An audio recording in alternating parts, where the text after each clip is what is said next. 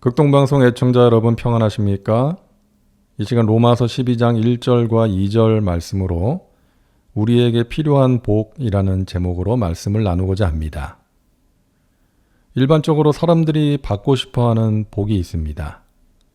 건강과 재물의 복, 그리고 자녀를 향한 소망, 직장과 사업을 향한 소망이 이루어지는 것입니다. 하지만 우리의 소망이 여기서 끝난다면 믿지 않는 사람들과 다를 것이 없는 것 아니겠어요? 하나님의 자녀된 우리가 간절하게 사모해야 할 복이 있습니다.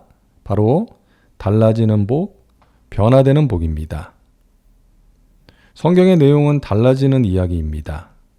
사람들이 하나님을 만나고 달라집니다. 복음을 통해서 변화되고 연단의 과정을 통해서 성숙해집니다. 모세가 달라집니다.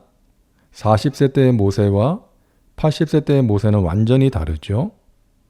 40세 때의 모세는 자기가 뭔가 해보겠다고 나섰다가 욱해서 사람 한 명 때려 죽였습니다. 하지만 80세 때의 모세는 가장 온유한 사람, 하나님을 의지하고 기도하는 사람이 된 것이죠. 삭개오가 달라집니다. 예수님을 만나기 전에는 다른 사람 생각하지 않고 어떻게든 자기 주머니와 배를 불리고자 했는데 예수님 만나고 나서 재산의 절반을 가난한 자에게 누구의 것을 속여서 빼앗은 것이 있다면 4배로 갚겠다고 말합니다. 놀라운 변화죠. 수가성 우물가의 여인이 달라집니다. 사람들을 피해서 뜨거운 정오에 물길로 나왔던 여인이 영원히 목마르지 않는 생수를 만나고 나서 사람들에게 달려가서 내가 그리스도를 만났다라고 외칩니다. 바울이 달라집니다. 그동안 귀하게 여겼던 세상의 명예와 권세를 배설물처럼 여기고 복음을 위해 자신의 삶을 바쳤던 것입니다. 예수님을 믿는 사람은 이미 놀라운 변화를 경험한 사람들입니다. 죄와 저주와 사망 가운데 있던 사람이 의롭게 되었습니다. 영원한 생명을 얻었습니다. 누구든지 그리스도 안에 있으면 새로운 피조물이라 이전 것은 지나갔으니 보라 새 것이 되었도다. 새로운 피조물이 된 것입니다. 지옥 갈 사람이 천국 백성이 되었습니다. 내 뜻대로 살던 사람이 하나님의 뜻을 구하는 사람이 되었습니다. 내 힘과 가진 것 의지하며 살았는데 이제는 하나님의 도우심과 능력으로 살아가는 것입니다. 변화가 따르지 않는 구원은 없습니다. 구원은 반드시 변화를 동반합니다. 우리가 구원받았다는 것은 예수님을 영접한 것이기 때문이죠. 예수님이 내 안에 거하시는데 어떻게 달라지지 않을 수 있겠어요? 쉽게 죄를 지을 수가 없는 거예요.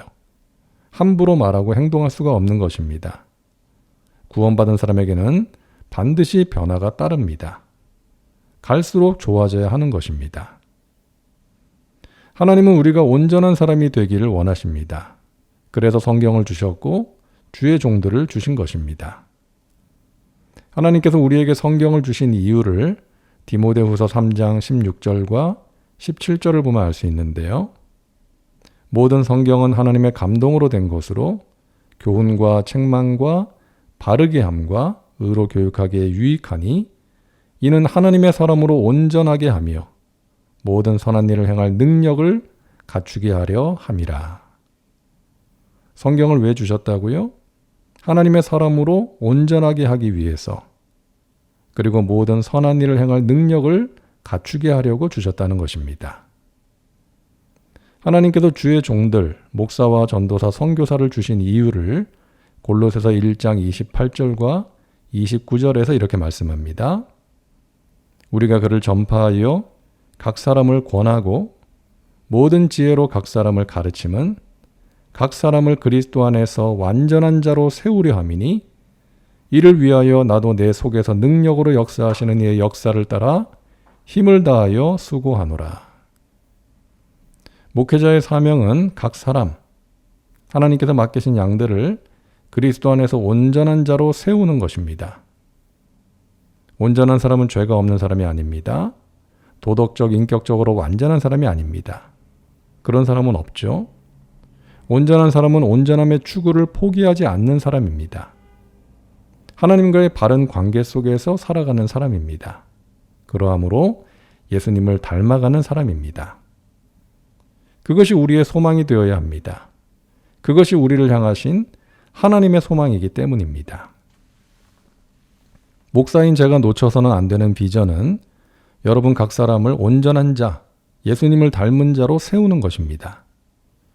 저는 그 일을 위해서 기도하고 말씀 전하고 상담하고 신방하는 사람입니다. 어떻게 보면 별로 매력이 없어 보이죠? 눈에 확 드러나는 것이 아니니까. 하지만 하나님의 관심은 거기에 있는 것입니다.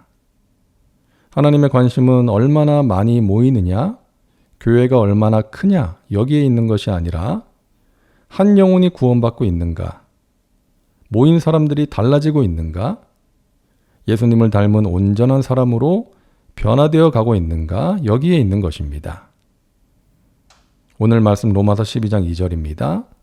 너희는 이 세대를 본받지 말고 오직 마음을 새롭게 함으로 변화를 받아 하나님의 선하시고 기뻐하시고 온전하신 뜻이 무엇인지 분별하도록 하라. 이것이 하나님의 관심입니다. 우리가 마음을 새롭게 함으로 변화를 받는 것입니다. 그래서 하나님의 선하시고 기뻐하시고 온전하신 뜻이 무엇인지를 분별하며 살아가는 것입니다. 하나님에 대하여 닫혀있던 마음이 열리는 것입니다. 돌같이 굳어졌던 마음이 부드럽게 되는 것입니다. 죄에 대해서 민감하지 못했던 마음이 민감하게 되는 것입니다.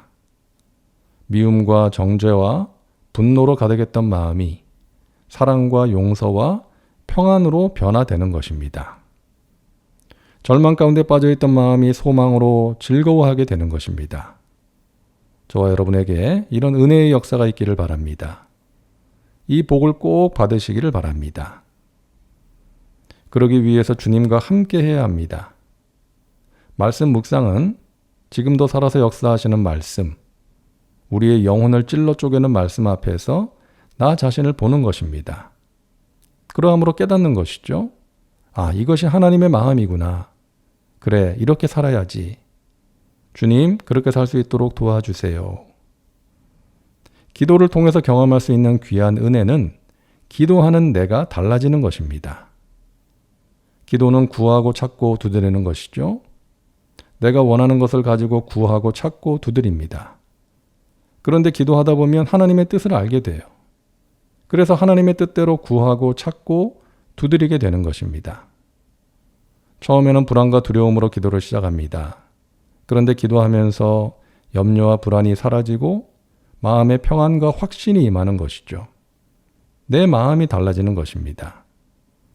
기도하면서 내 안에 자리 잡고 있던 쓴뿌리가 해결되고 용서하기 힘들었던 사람이 용서가 됩니다. 내 안에 자리 잡고 있던 분노와 미움과 원망과 슬픔이 눈 녹듯이 녹아내리는 것을 경험하게 되는 것입니다. 사랑하는 여러분, 온전함을 추구하시기 바랍니다. 하나님을 가까이 하고 말씀과 기도의 삶을 살기 위해 결단하고 실천하세요. 포기하지 마세요. 하나님을 의지하며 최선을 다할 때 오늘보다는 내일이, 내일보다는 모레가 더 좋아지는 은혜가 있게 될 것입니다. 조동화 시인의 나 하나 꽃 피어를 읽어드리고 말씀을 마치겠습니다. 나 하나 꽃 피어 풀밭이 달라지겠느냐고 말하지 말아라.